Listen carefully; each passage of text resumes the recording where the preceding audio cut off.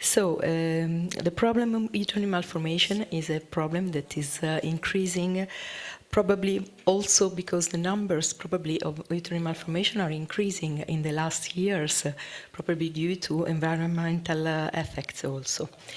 We'll go through the definition, the prevalence, the etiopathogenesis, the symptoms, the classification, the diagnostic methods, the impact on women's reproductive life, the proposed treatments, the follow-up of treated patients, and also we will ask some questions. Do we speak the same language? And we will go through to take some home messages. So everybody knows the definition is a congenital developmental disorder and is the interruption of the regular process of formation, fusion and canalization.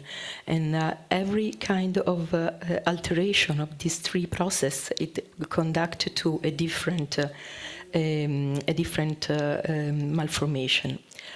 Which is the prevalence of uterus malformation? It's very difficult to say, because we know that in the general population, the prevalence is between 0.5 and 6.7%, but we need to really stratify the patients in different groups.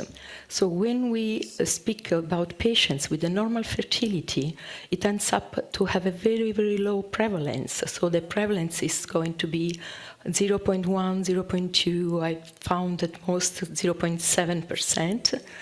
When we go to check in adolescent with the dysmenorrhea, so in very young patients that still don't have any other possible cause of dysmenorrhea like endometriosis, the prevalence of uterus malformation is up to 10%.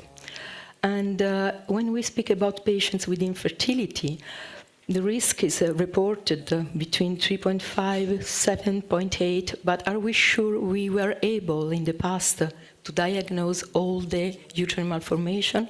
And still now, I see many centers in Italy and in Switzerland, they don't perform a 3D ultrasound, they don't check for uterine malformation. So with my experience, I've started to do 3D ultrasound roughly more than 20 years ago, because I started to do 3D transvaginal ultrasound in 2001.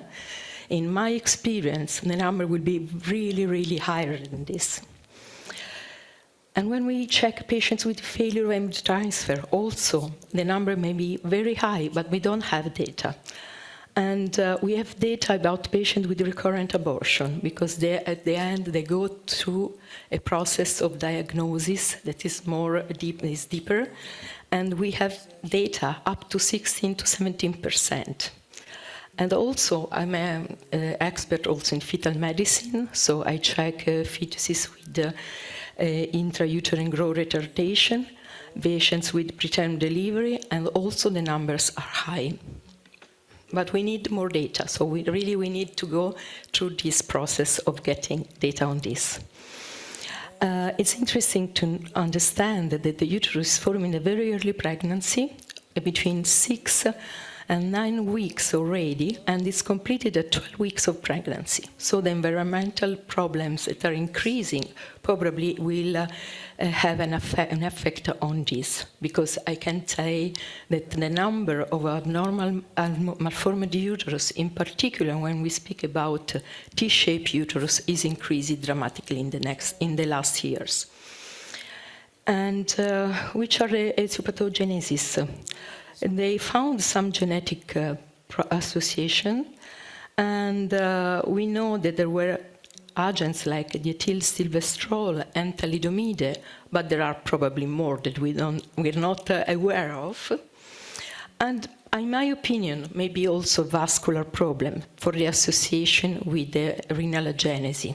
And we know that during fetal life, generally when there is a renal agenesis, there is a vascular problem. For this reason, because there is an association with other pathology, every time we see something anomalous in the uterus, we need to check the kidneys, we need to check the fallopian tube, and we need to check the vagina for the associated pathologies. Can we suspect the presence of a uterine malformation in the patients? There are symptoms. Yes, in my opinion, there are symptoms. Of course, this is primary amenorrhea when you have an agenesis of the uterus, but the dysmenorrhea really must prompt to check for the uterine anomalies, pelvic pain, and for vaginal problems, of course, difficult sex and intercourse. In the history, there were many tentative of classification.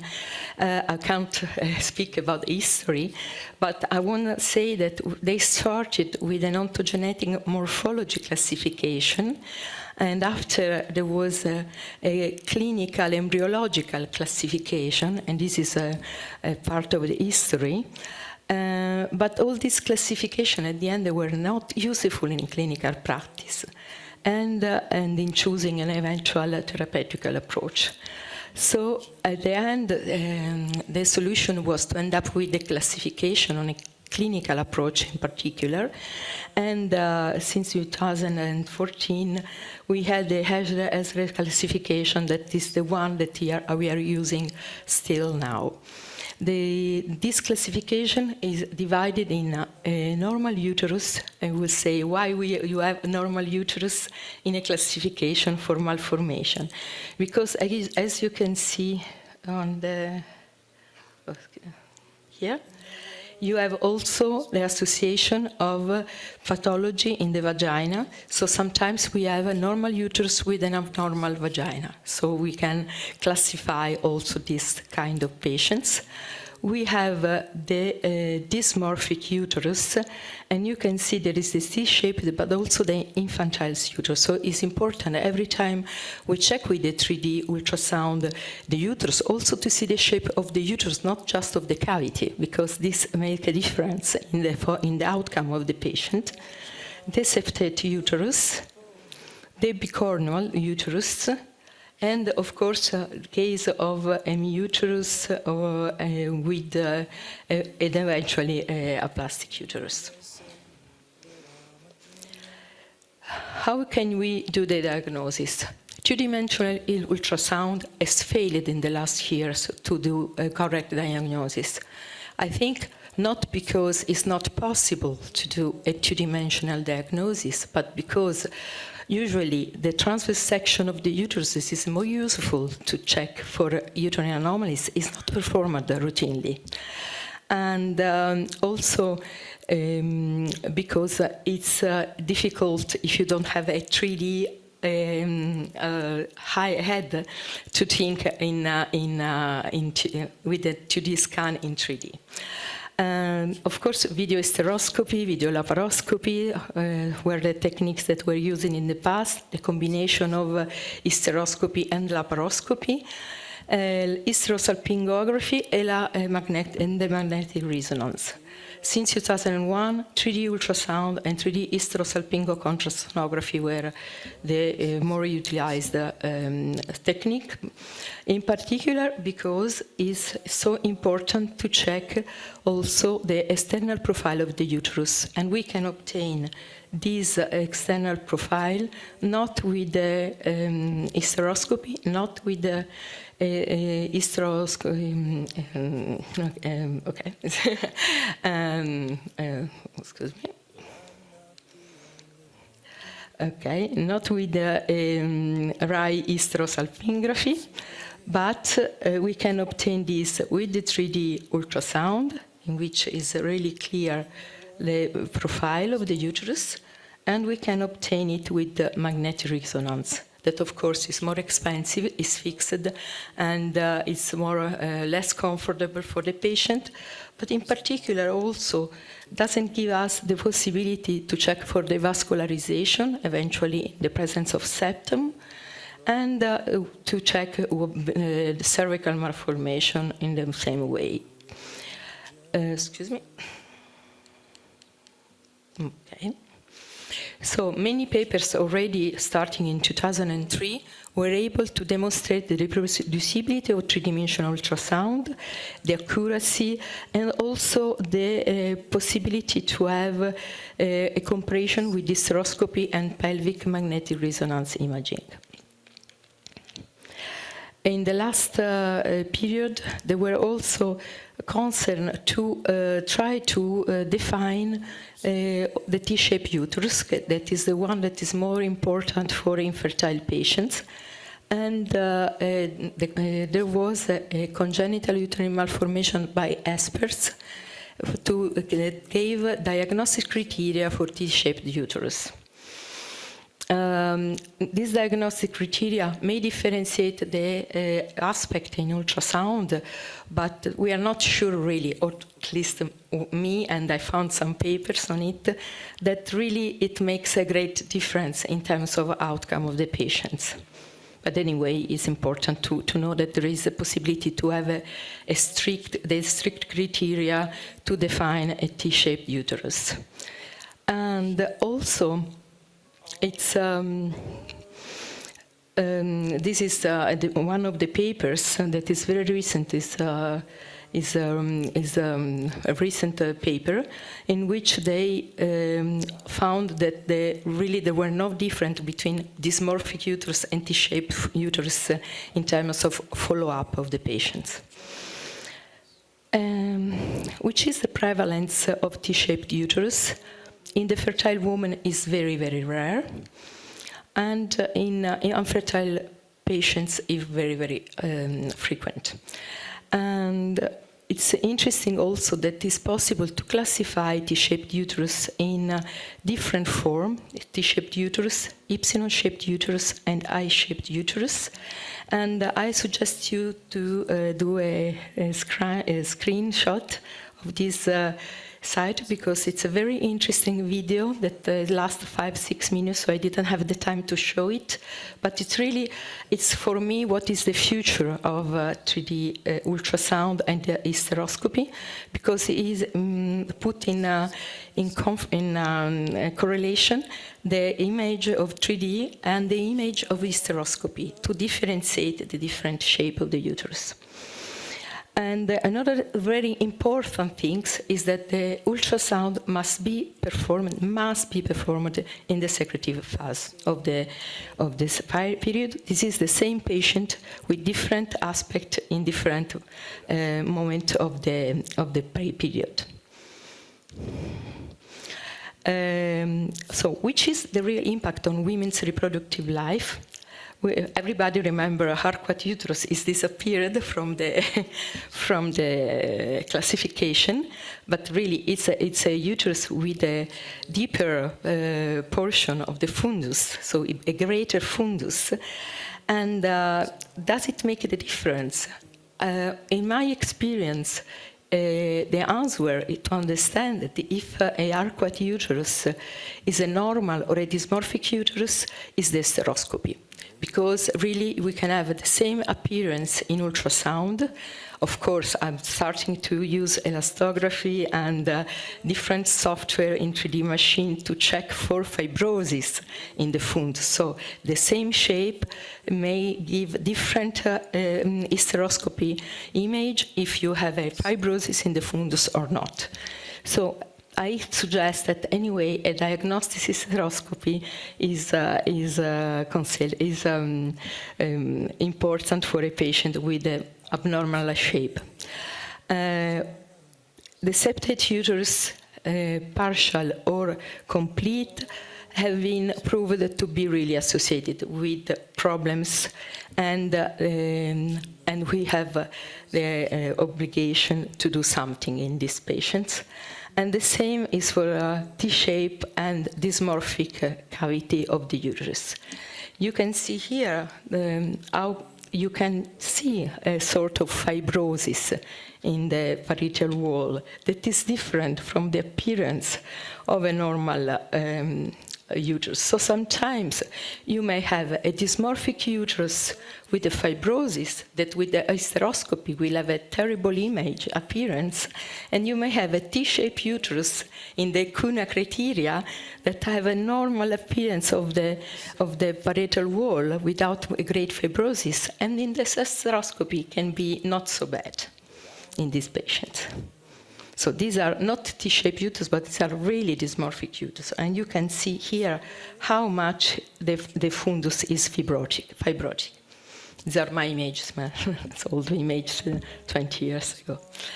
Okay, so the impact on pregnancy complication, it's infertility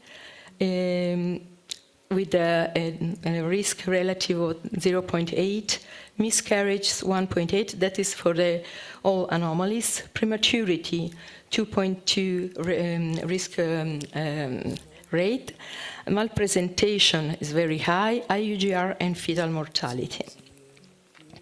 There are the proposed treatments. In the unicornate uterus, normally the surgical correction is rare, just if there is a rudimental uterine horn. It's possible to check for a isthmus cervical incompetence. On this patient must be followed up during pregnancy for the necessity to do an cerclage. The didelphous uterus, we need to check for a vaginal associated malformation and eventually a cervical incontinence. The pigornoid without septum has a good obstetric outcome, but it's important to check that there is not a mixed form with bicornuate uterus plus a septum. In this case, the intervention sometimes is necessary because the outcome is not so good. And in T-shaped uterus and septate uterus, complete and incomplete, there is still a great debate for hysteroscopy metroplasty. Yes or no? But the debate is related to the fact that it's very difficult, as the Cochrane demand, to do a study that is a randomized control study, because these patients are so different one from the others. They have confounded problems like deep endometriosis, like bowel inflammation, like many others situations that can change the outcome of the patient. So, in my opinion, we have many, on the opposite side, we have many data for sure for septate uterus that the effectiveness of hysteroscopic metroplasty in the reduction of outcome, adverse outcome. And I just put some of the papers with the very good result. And you can see really a reduction in abortion, an incredibly rate of term delivery in patients that tried before to have a pregnancy or tried to have continuous pregnancy. And this is also on septum. So septum are really, there are many papers on septum and subseptum in terms of outcome that is going to be incredibly better. And this is the Cochrane library that they were not able to have, of course, a randomized trial study. So they say that there is no evidence to support a surgical procedure, but just because they want a randomized control trial that, in my opinion, will never be possible. And this is the same for patients with T-shaped uterus, but we can rely on the history of this patient before and after the treatment. So we have, for example, in this study, a pregnancy rate that passed from 28.3 to 87%, a live birth rate that passed from 23.1 to 79.5%. And this is a very nice study, a SWOT analysis. I didn't know what is SWOT. SWOT is a strategic plan that can be used in medicine always to check the strength, the weakness, the opportunities and threats of a project. And they, at the end, the SWOT analysis was positive about the surgical hysteroscopic metroplasty. And also in women with is another study that gave the same very great number after intervention. And I just go quicker. Also, here is this is a old study of the 2011 that was published by Dr. Giacomucci. That is one of the colleagues I work with for metroplasty that have incredible numbers and the results. And already the term delivery rate was 10 times higher. So I go quick. These are all papers on that. So, do we talk the same language? It depends. We speak about gynecologists who perform 2D ultrasound and 3D experts. We don't speak the same language. And gynecologists performing routine hysteroscopy and expert in metaplastic surgery in infertile patients, they don't speak the same language. If we meet with a 3D expert in metaplastic, we speak the same language. And I would like that everybody who is involved in PMA is really taking into account this. So to increase the collaboration with 3D experts and with experts in metaplastic, because it's the only way to proceed. And the take-home messages: uterine malformation are a reality in infertile women that must be taken into account, affect infertility rate, miscarriage rate, and when we speak about miscarriage, you have to think that every miscarriage for a patient is a tragedy. It's not just a word, it's a tragedy. And we have patients with 1, 3, 4, 5, up to 7 miscarriages. Live birth rate is also affected. The diagnosis is possible with 3D ultrasound, but hysteroscopy adds useful information to decide for therapy. Hysteroscopy metaplasty have demonstrated to be safe and to change the outcome of infertile patients. A randomized control trial in this patient is difficult to perform. Septate uterus, T-shaped dysmorphic uterus have demonstrated more benefit from mini-invasive surgical intervention, and a complete data collection for multivariate analysis in infertile patients with uterine malformation, in my opinion, is advisable.